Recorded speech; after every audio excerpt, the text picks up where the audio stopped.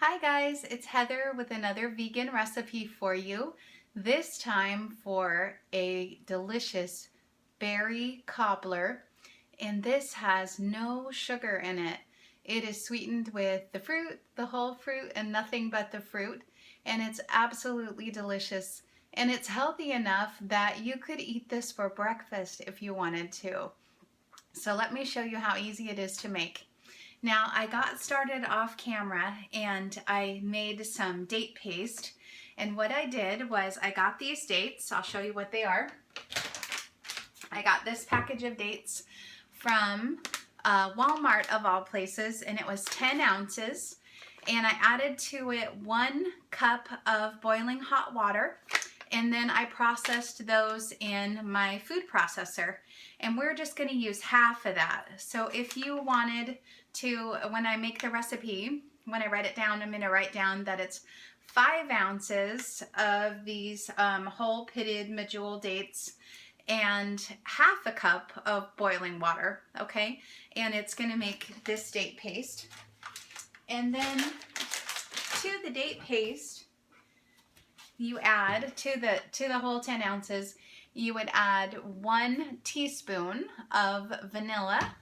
And so if you're only going to do the 5 ounces, then you're going to want to do a half a teaspoon of vanilla and add it actually to the date paste itself. And I'm going to go ahead and swirl that up and get it going. I don't have it locked there. There we go. Okay, great. And then what we'll need is a big old bowl. Get that in the shot. And I am making my cobbler out of boysenberries, and I'll show you what these look like. You can see that I'm starting out with frozen berries, and that's just fine. Look at how nice and big these are. The boysenberry is related to a blackberry, and so this is going to be a really yummy, delicious boysenberry cobbler. I'm putting in 2 packages of the boysenberries, which are going to be 1 8-ounce cup each. So 2 of those. So that comes out to be 2 cups of boysenberries. So if you're doing fresh, you'll know how much to do. And then I am going to add about 1.5 cups of, these are blueberries from my garden last year that I froze. So I'm going to add about 1.5 cups of those, and I'm just going to eyeball it. Okay, so about 1.5 cups of blueberries. Now you can use strawberries, raspberries, whatever kind of berries you like. This is what I happen to have on hand, and so that's what we're going to use for the recipe. All right, so now I'm going to take some of this delicious date paste. Let me just take the blade out. And I'm going to use most of it, I would say. So this would be the 5 ounces of dates with 1/2 cup of water. And I'm going to use most but not all. So you can see I'm leaving just a little bit in there, and I'll show you what we do with that in just a minute. Okay, so I'm just going to mix that all up. And I tell you, the date paste is not beautiful when you first do it, but the color from the berries, the purple berries, are going to make this into a really pretty dessert. Okay, so I just keep going and incorporating the date paste and coating all of the berries. Okay, just like that. All right, and then we're going to take and put them in this silicone baking pan. So let me put them in there. And just spread it out in there.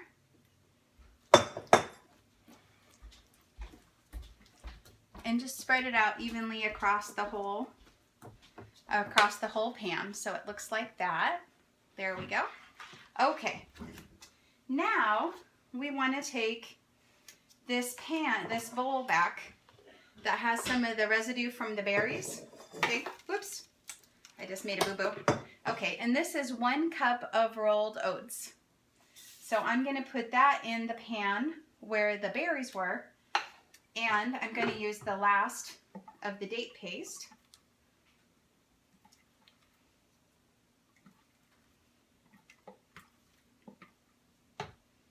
And we're just going to mix the dry oats together with the date paste. And just mix that all up. Okay. And the only other thing I'm going to add to that, remember it's got the vanilla already in the dates, so makes this great topping. And I'm going to add about a half a teaspoon of this ground cinnamon. So go ahead and put that in. Okay. I'm going to get the rest of the date paste off with the blade.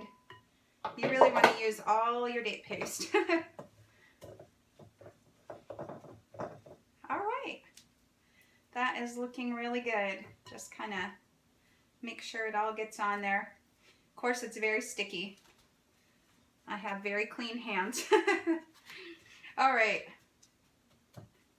And this is kind of a fun part. You can just kind of sprinkle the topping over the top. And this is something that kids can do. You can even do it with your hands. Sometimes it's just easier to get it where it needs to go.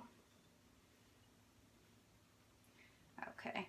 And maybe I have a little bit less topping because I spilled some of the oats. So I'll show you the other one. Okay. So when we have all the topping on top of the berries, it's going to look like that. And it's going to go in a 350-degree oven for about 35 to 40 minutes. Just keep an eye on it and do it right after the 35 minutes. And when it's done, it looks like this. So it doesn't really change the appearance that much when it's done. But I'll tell you, I'm going to grab a fork. I have to try this. It looks so good. I'll just take one bite so I'm not messing up the whole cobbler. See the steam coming off of that? It's still fresh from the oven. Just got it. I'm going to take just a minute and let it cool off.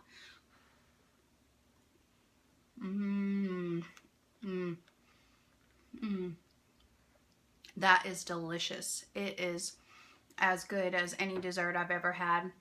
And like I said, you know, there's nothing in there but dates and berries and oats and cinnamon. And it's a really delicious dessert that everybody in the whole family will love. So go ahead and try this berry cobbler for your Easter brunch or for any time. You, like I said, you could even eat it for breakfast. Hope you enjoy it, and I'll talk to you soon. Bye-bye.